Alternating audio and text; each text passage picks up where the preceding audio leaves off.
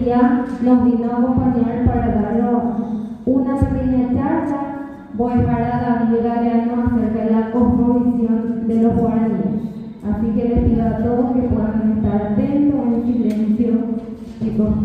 Entonces, vais a hablar.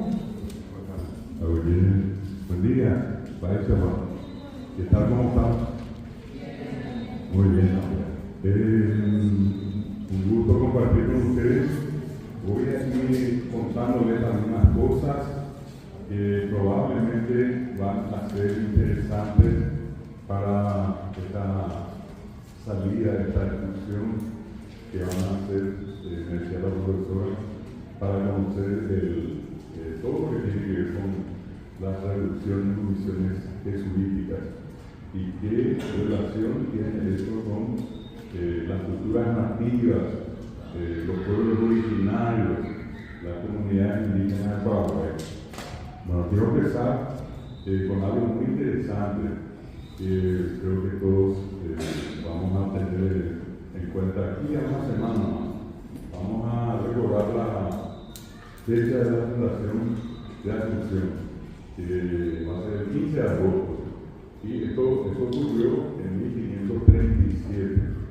1537. Hacemos un cálculo rápido, vamos a darnos cuenta, si no estoy equivocado, creo que son 480, casi 480 años.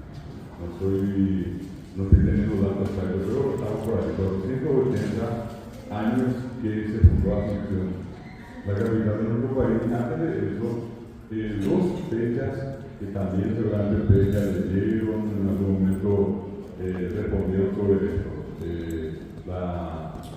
La fecha en que, en este caso el año, en que Alejo García cruzó por el Paraguay y hizo lo que todos conocemos con el nombre del descubrimiento del Paraguay por tierra.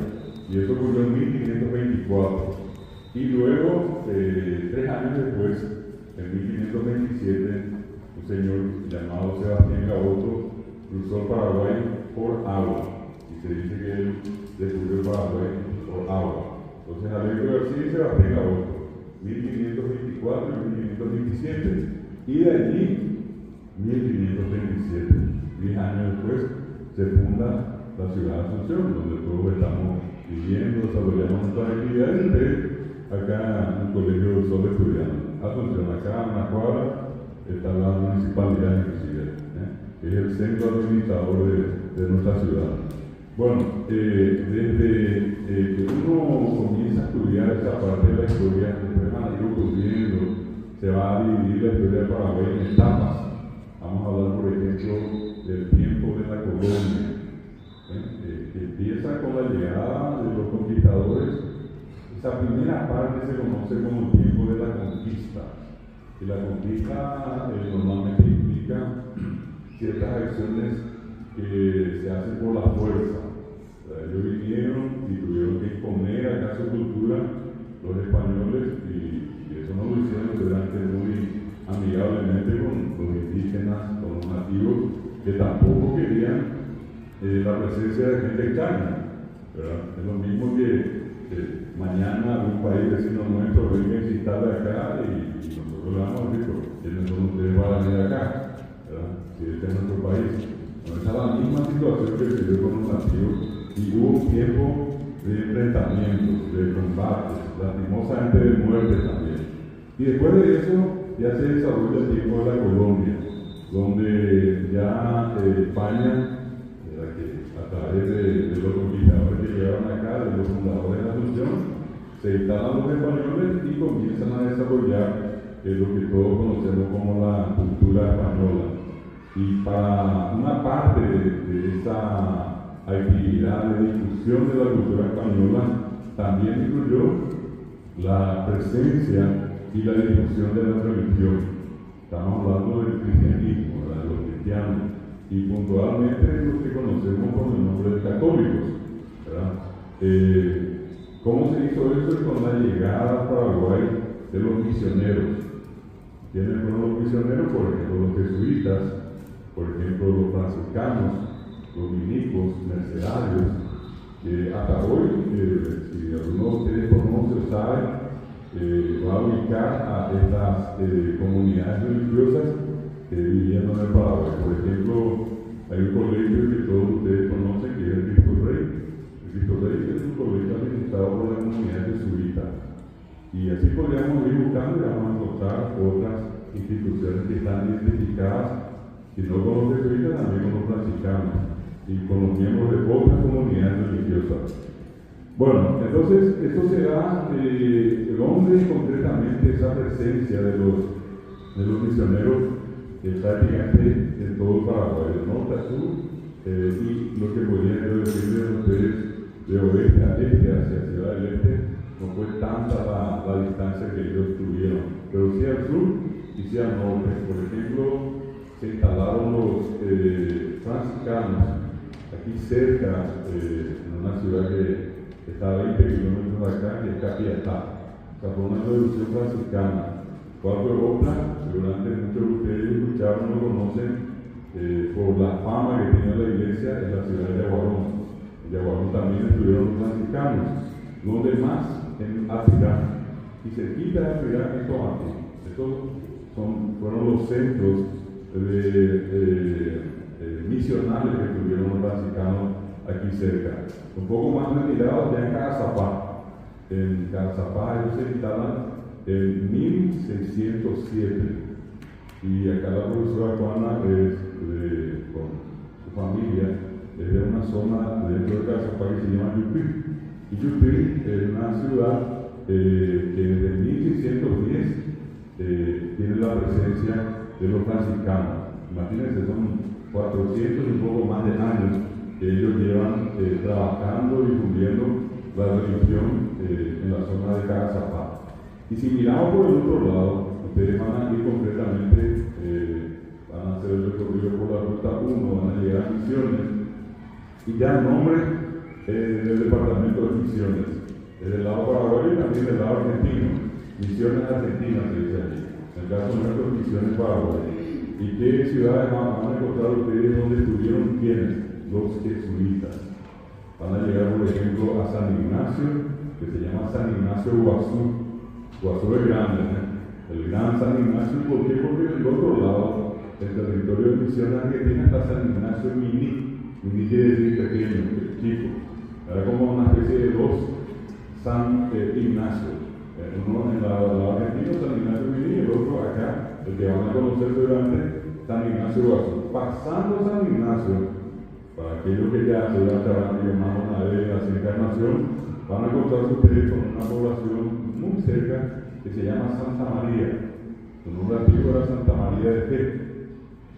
Y allí en San Ignacio está la iglesia, que es jesuita, hay un museo que probablemente van a visitar, también jesuita, y de la antigua revolución de Santa María no quedó nada.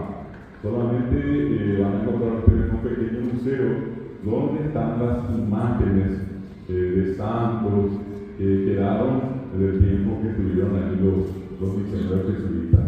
Después de eso van a pasar ustedes a Santa Rosa Misiones, donde van a encontrar ustedes una torre que fue construida y es lo único que resta de la antigua revolución de Santa Rosa Misiones. Después van a ir a Santiago.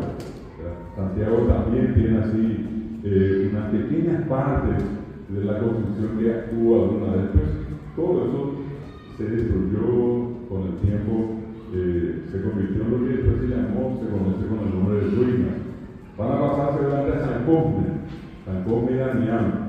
Bueno, y de San Cosme ya van a entrar ustedes más directamente a esta Cuba, van a ir a Encarnación. Allí hubo una revolución y esa revolución no quedó nada. Era la revolución de Nuestra Señora de la Encarnación, allí no quedó absolutamente nada. Y van a visitar, siguiendo ya el camino que va a Ciudad del Este, dos revoluciones que sí se mantienen en la parte de la iglesia, están cuidadas. Una de ellas, la más conocida, es la revolución de Trinidad, la de la Santísima Trinidad, que está más o menos a 38, casi 40 kilómetros de Encarnación. Y allí en Trinidad hay un camino, es un desvío, que uno sale de la ruta principal y va más o menos unos 7 o 8 kilómetros que está Jesús de Tabanagüe se llama. Bueno, esas dos reducciones van a ver ustedes, con respecto a todas las otras que les mencioné, van a ver que quedaron casi intactas. Yo conozco muy bien la reducción de Trinidad, porque mi madre era de Trinidad y yo tuve la oportunidad muchas veces de visitar y de conocer. Es más, seguramente que ustedes van a ir allí y van a llegar, se van a encontrar con un sistema que hoy en día se utiliza, el sistema, una serie de elementos que en este caso se utilizan para la presencia de visitantes. Hay una música que se pone de fondo, hay luces que se encienden y hay personas que conocen toda la historia de la revolución de Trinidad que van contando parte por parte cada lugar que todavía uno puede ver allí que corresponde a la revolución que tuvo su vida hace 400 años. Los misioneros llegaron a Paraguay en 1610, 1537 segunda función, y en 1610 se instalan las misiones religiosas, entre ellos los jesuitas, y estuvieron hasta 1767, en que fueron expulsados los jesuitas de acá. En 1767, hagamos un cálculo rápido, son 150 años que estuvieron presentes allí los misioneros jesuitas. Y dense cuenta que nosotros nos casamos ya hoy 100 años de vida, o 90, 80, puede ser un promedio, y yo les estoy diciendo 150 años que estuvieron allí. Pasaron 6 generaciones de 25 años. Ustedes multiplican 25 por 6 son 150. Bueno, pasaron 6 generaciones y allí ocurrió una situación muy especial. Imagínense a los nativos, a los indígenas, que se encargaron inclusive de construir esas revoluciones, esas misiones, y construir, les digo, ¿en qué sentido? Ellos nunca construyeron en materiales y tuvieron que trabajar la piedra y con la piedra construir estos enormes espacios, viviendas, iglesias, que son o que fueron en este caso estas misiones jesuitas. Las construyeron y eran lugares muy cómodos, tenían todas las comodidades, lugares para preparar los alimentos, una cocina, un lugar donde comer, mesa, tenían todos sus equipos, lo que básicamente uno necesita para vivir el día a día, inclusive las camas, todo. ¿Y qué es lo que pasó cuando terminó la presencia de los misioneros? Ellos podrían haberse quedado en estos lugares, pero cosa notable es que todos ellos volvieron otra vez al monte 150 años después, y eso es lo que probablemente llamó y sigue llamando la atención de tanta gente que en algún momento dice: ¿por qué los guaraní tuvieron que volver otra vez al monte? Hay una explicación muy sencilla. Ellos siempre se consideraron monteses. Ellos entienden en su vida que todos los elementos a los cuales ellos le dan valor y que le dan valor a la vida de ellos están en el monte.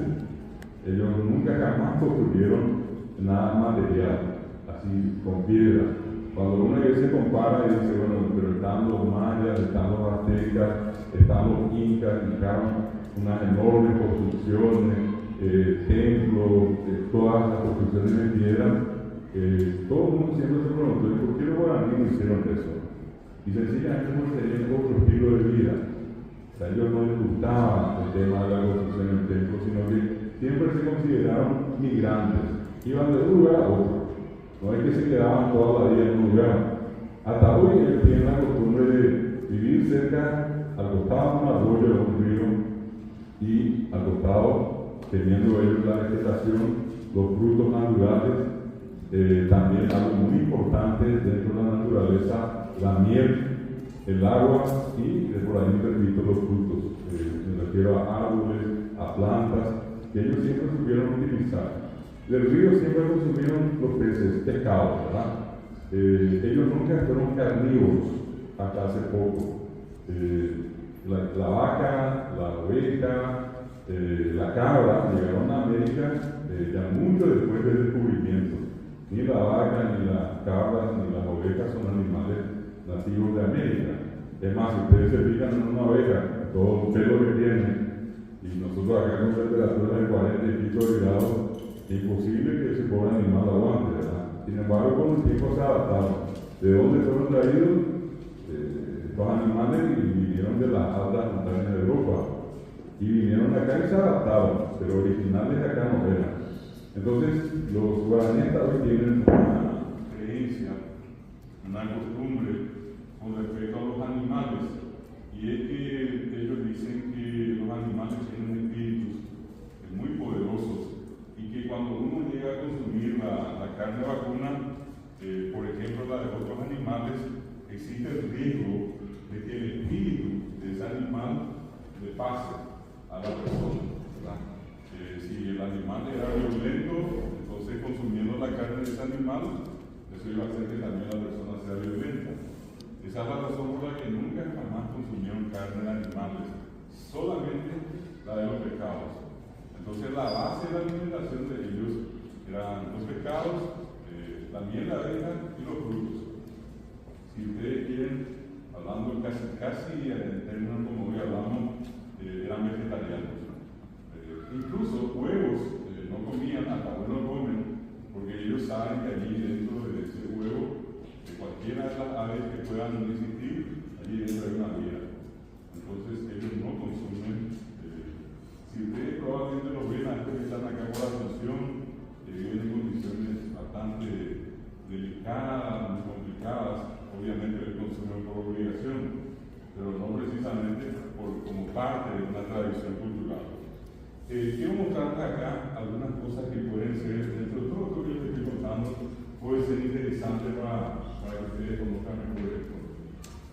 Siempre fueron y son, porque lastimosamente cuando nosotros hablamos de los pueblos nativos, de los indígenas, hablamos siempre casi de una manera tan natural, en tiempo pretérito.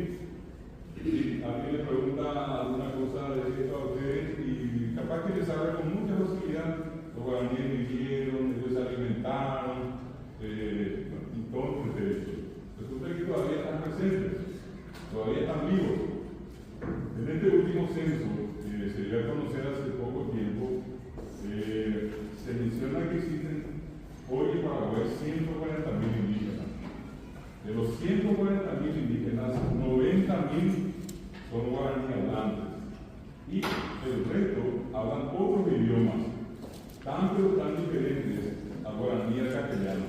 Es como que yo les pueda decir, tan diferentes como que uno de estos grupos indígenas habla un idioma tan extraño para cualquiera de nosotros que no habla, como el alemán, como el chino, como el coreano, como el francés, así de diferente.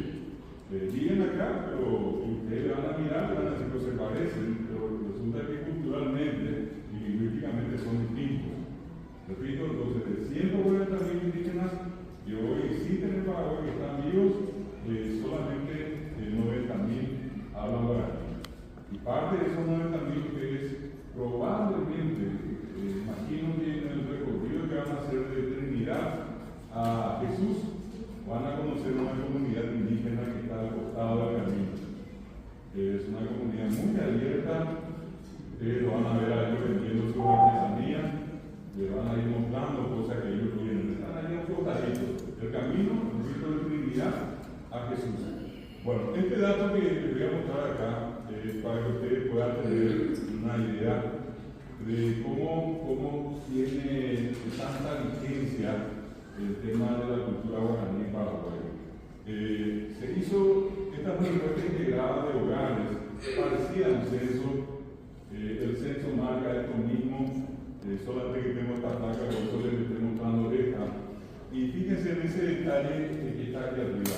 En Paraguay hoy el 38,5%, si tienen ustedes un ratito contestar, eso se convertía en 40%, es poco lo que falta para que sea 40%.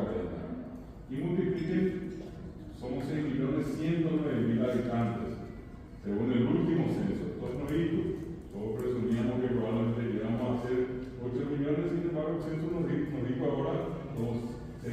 190. Y si hacemos esa multiplicación de 6 millones por 40%, 6 por 4, 24, significa que 2.400.000 paraguayos solamente se comunican en guaraní.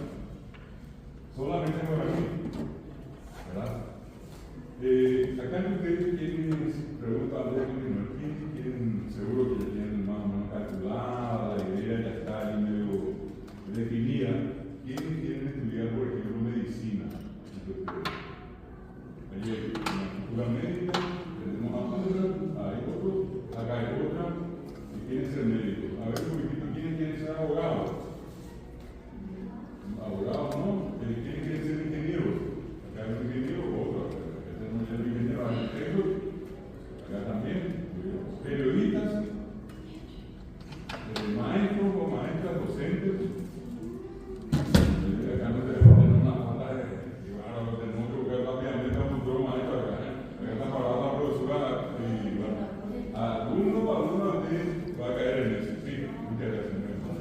Bueno, ¿por qué les digo esto? Porque algo que les quiero comentar antes de continuar con esto, yo quiero decirle a ustedes que al momento que ustedes terminen sus estudios acá en el colegio, terminen el nivel medio y decidan ir a una universidad pública o privada, van a tener que encontrarse otra vez de nuevo con el guaraní. ¿Por qué? Porque muchísima de la gente con la que ustedes van a tratar, los futuros médicos o médicas que están acá, los futuros abogados, los futuros ingenieros, los futuros arquitectos o periodistas, se van a encontrar con un 38%, un 40% para becar guaraní. Van a ir acá al hospital de clínica, pueden ir al Instituto de Previsión Social, al IPS, pueden ir a cualquier centro asistencial y van a encontrar siempre a alguien que habla guaraní o que dice los nombres de las enfermedades en guaraní. Y como diría alguien pobre, aquel que no sabe, porque puede inclusive fallecer o complicarse la situación del paciente sencillamente porque yo, médico o médica, no lo entiendo, o yo, abogado, no lo entiendo. En la cárcel, por ejemplo, están varias personas que fueron a parar a la cárcel por haber dicho lo que no dijeron. ¿Y cómo se explica eso? Pasaron por un juicio, se les preguntó guaraní y al momento de traducir lo que dijo esa persona, se tradujo mal. Si a esta persona le preguntaron si cometió un delito o un crimen, y esa persona en guaraní con la Handy, el que se encargó de traducir puso sí. Y por esa mala traducción muchos fueron a parar a la cárcel, están cumpliendo una pena que no es justa, porque no dijeron eso, se les tradujo mal. Hoy en día lo que van a litigar los abogados, los jueces, los fiscales, tienen que entender guaraní. ¿Por qué? Porque la persona que puede, por ejemplo, acusado o acusada, puede pasar y decir hoy en día, hacer su defensa en guaraní y se escribe lo que dijo esa persona en guaraní, ya no se traduce. Entonces, en cualquier momento, cualquiera de ustedes se va a encontrar con alguien que les va a hablar guaraní y ustedes van a tener que entender por lo menos y tratar de actuar en consecuencia. Les decía esto por lo siguiente: 40%, 2,5 millones casi de paraguayos siguen comunicándose en guaraní. Fíjense lo que viene abajo, dice guaraní castellano, 30,6.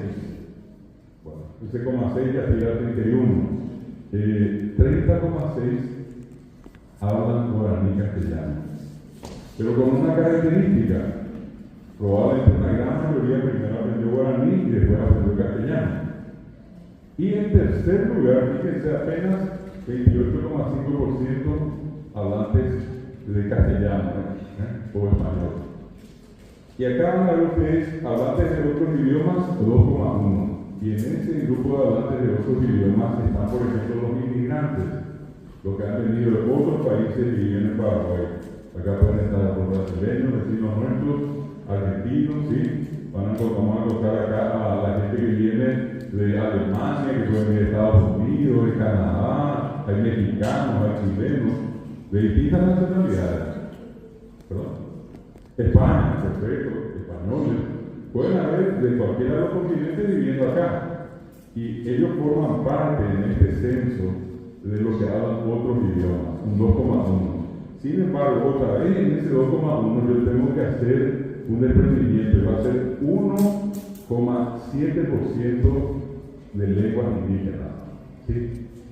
En otros idiomas, quitando los países que ya hablan español, De otros idiomas que hablan, y calcular, más o menos el número serían cerca de 120.000, 130.000 personas.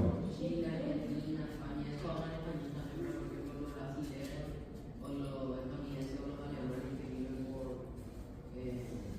Claro, acá he dicho de las lenguas más habladas extranjeras que no sean español. El idioma español, el idioma más hablado acá en Paraguay es el portugués, por la presencia de muchos brasileños en la frontera.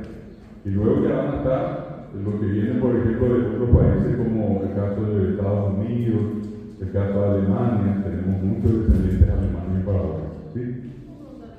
Sí.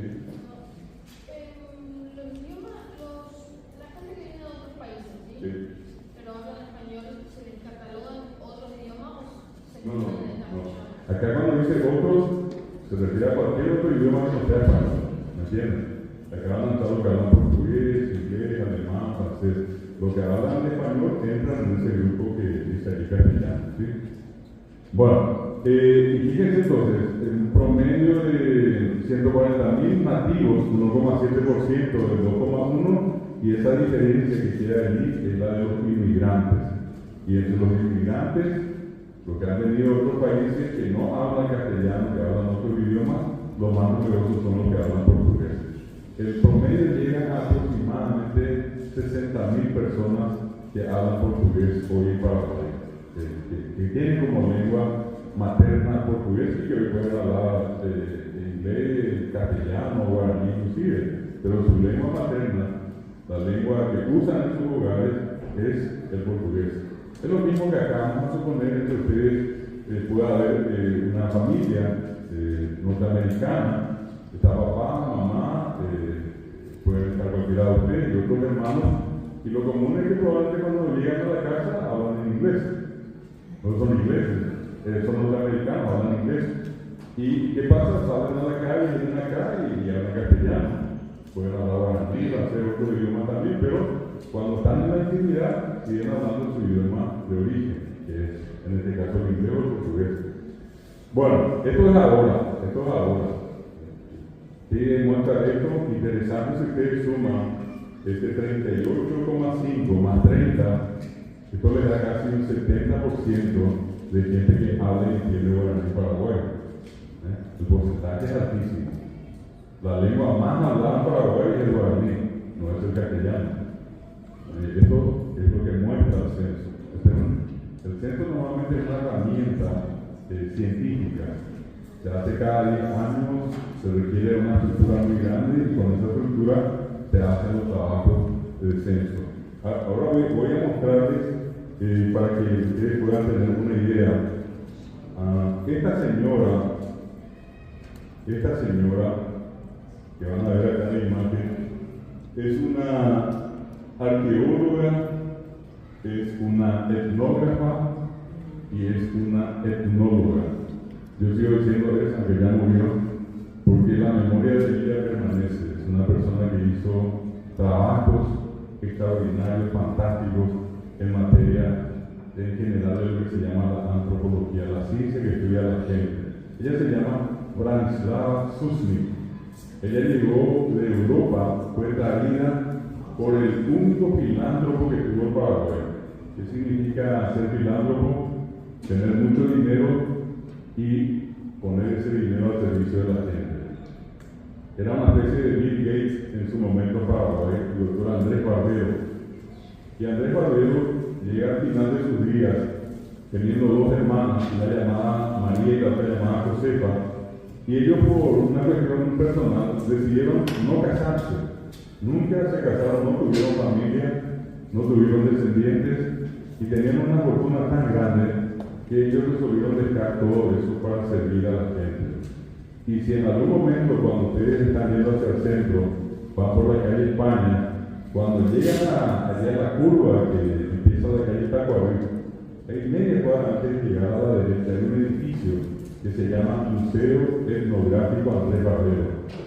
Toda esa cuadra pertenece a las obras del doctor Andrés Barbero. Todo eso se construyó con la fortuna de él, incluido el museo. ¿Y quién construyó el museo? Esta señora. Usted puede creer que esta señora, que en ese momento todavía muy joven, viene a ella es de Eslovenia, de Europa del Este. En ese momento, bajo la dominación comunista, ella resuelve venir al Paraguay por invitación del doctor Andrés Barbero, quien buscó a la persona más indicada para hacer el trabajo que él quería hacer. Andrés Barbero quería servir, ayudar a los pueblos indígenas. Parte de su fortuna él destinó a los pueblos indígenas. ¿Y qué hizo?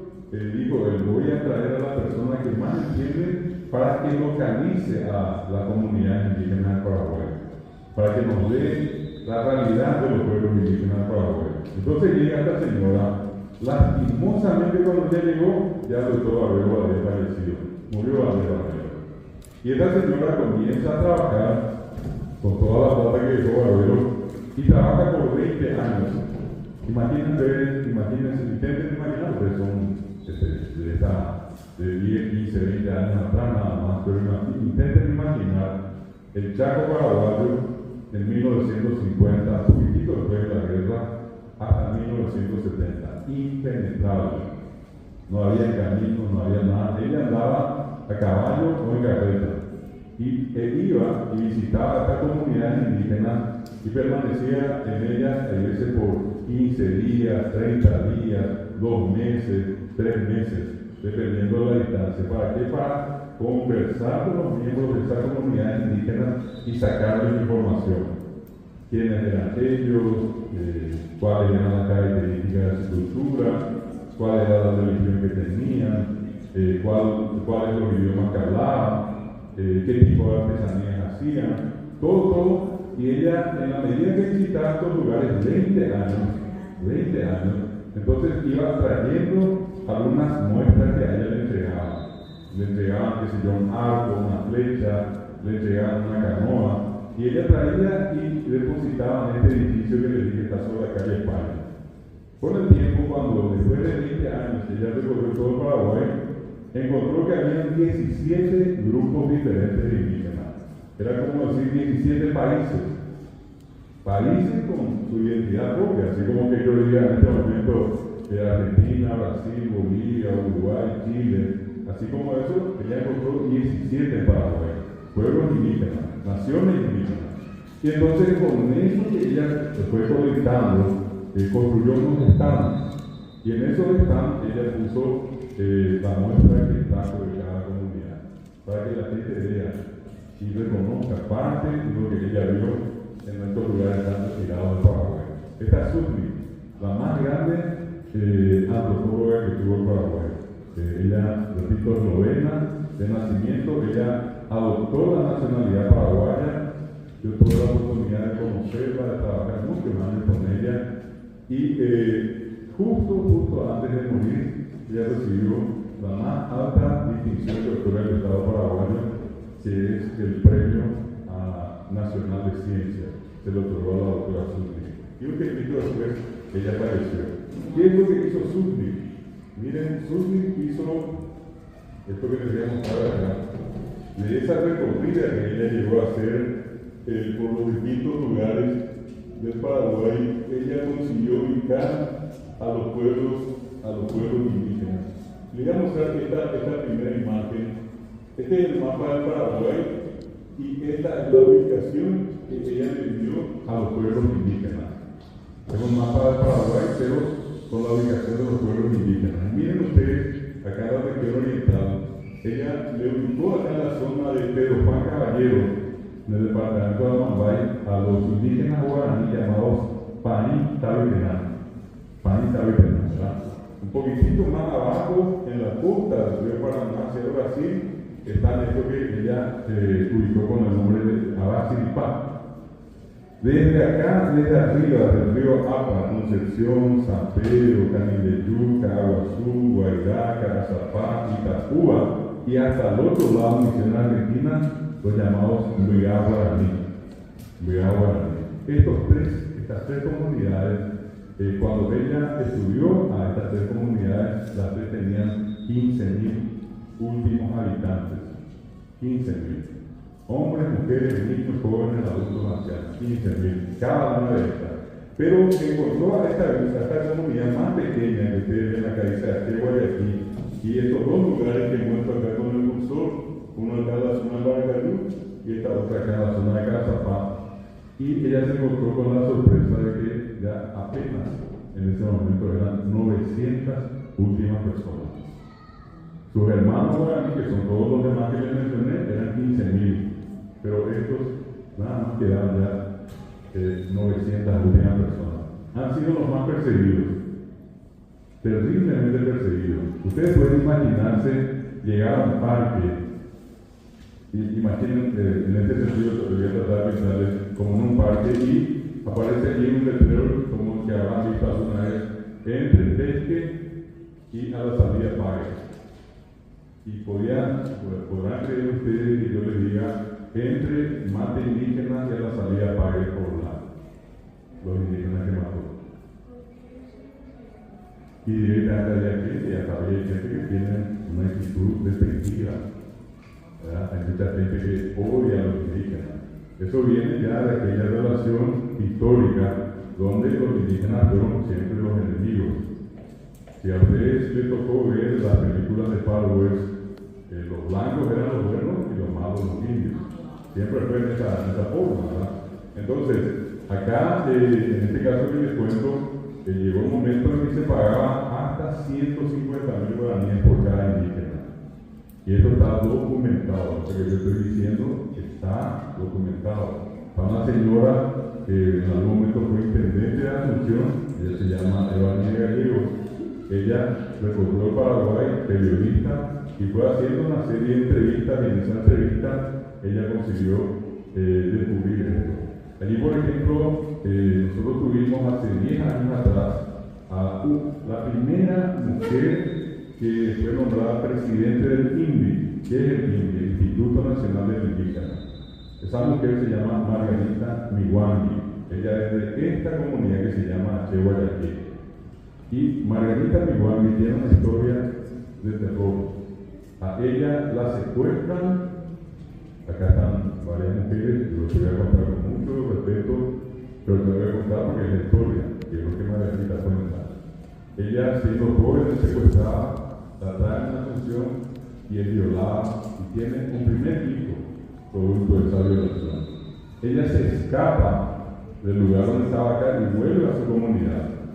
Poco tiempo después la vuelven a secuestrar y Margarita Miwangi nuevamente queda embarazada y ella consigue por último nuevamente abandonar el lugar donde estaba y volver otra vez a su comunidad.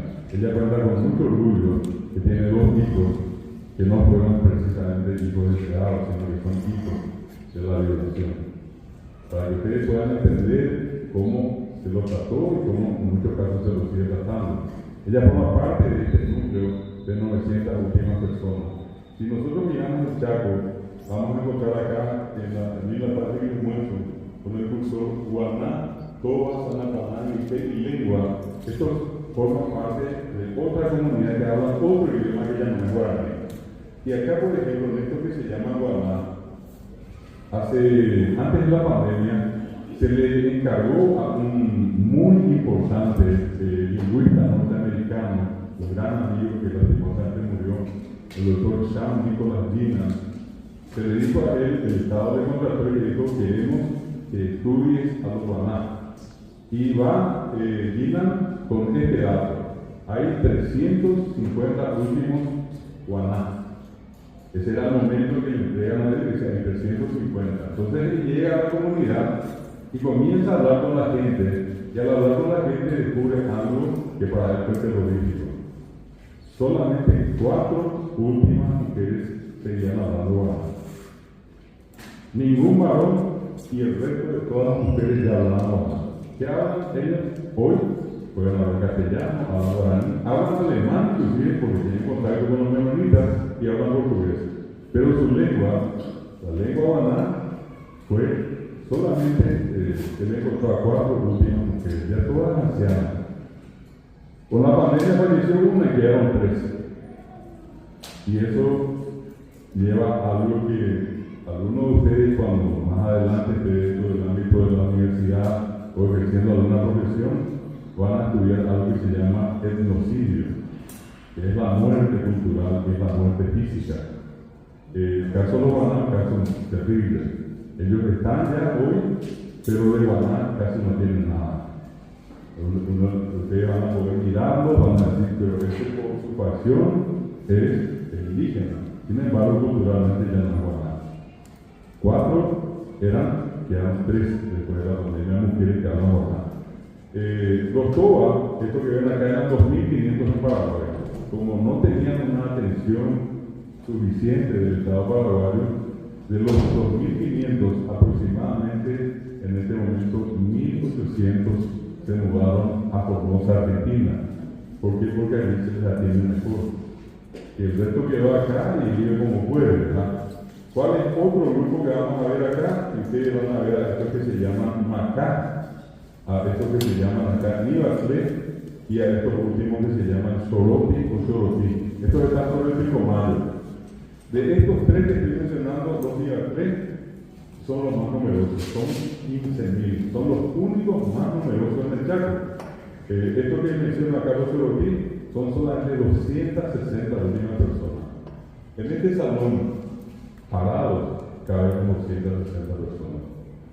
Para que tengan la idea, es lo último que quedan de ellos. Sí, ¿qué haces? Dice que ahí abajo parece como. Abajo. Ahí está la lengua y abajo hay Toda lengua. Que son de la comunidad que está más arriba. Solamente que estos se juntaron, se mezclaron. Fueron 11 varones a buscar comida. Tienen que salir a caminar largas distancias, cazar algunos animales, sobre todo tortugas. ¿Y qué pasó? Se encontraron con 13 mujeres que eran de la comunidad lengua. En algún momento se encontraron y quedaron y vivieron juntos, con un largo y misterioso sistema de vida. Los varones hablan toba y las mujeres hablan lengua. Sus hijos hablan los 2 idiomas. ¿Sí? Bueno, perfecto. Entonces, con esto que les estoy mostrando acá, lo que quiero finalmente cerrar es con lo siguiente. Este grupo que está acá en el Chaco, llamado Chamacoco, es el grupo más reducido de indígenas que tenemos. Ellos son 160 últimas personas. Ellos ya resolvieron no multiplicarse. Ellos ya resolvieron no multiplicarse. ¿Qué significa eso? En otras palabras, que ya directamente se están entregando a la muerte. Están practicando inclusive lo que se llama infanticidio. ¿Por qué? Porque tienen altas temperaturas, no hay comida, y para conseguir agua tienen que caminar más o menos de 7 a 8 kilómetros para llegar al río, y entre que van y vuelven hasta el agua se les acaba por el camino. Ellos, cuando una mujer por una cuestión accidental queda embarazada, dejan que la mujer termine, que tenga parto, que al momento de nacer la criatura ya hay una fosa al lado y la tierra lleva la criatura. Esto que les cuento, las no pueden hacer eso, y ellos hacen sencillamente por la razón de que saben que esa criatura, igual viviendo, ya no va a tener una proyección de vida muy larga. El ambiente es exigente, es duro, es complicado. Bueno, esto es lo que hoy tenemos, y ustedes lo que van a ver es parte de lo que alguna vez fueron los lugares donde los indígenas que fueron reducidos, que fueron llevados, quedaron en las misiones religiosas de los jesuitas en particular, que es el trayecto que van a hacer. Yo les agradezco el tiempo, espero que esto les haya sido de utilidad. Le voy a pasar a la profesora una información sobre esto de manera que pueda compartir con ustedes. Muchas gracias. Que pasen muy bien. Entonces, a mí me temo en cara de tu favor,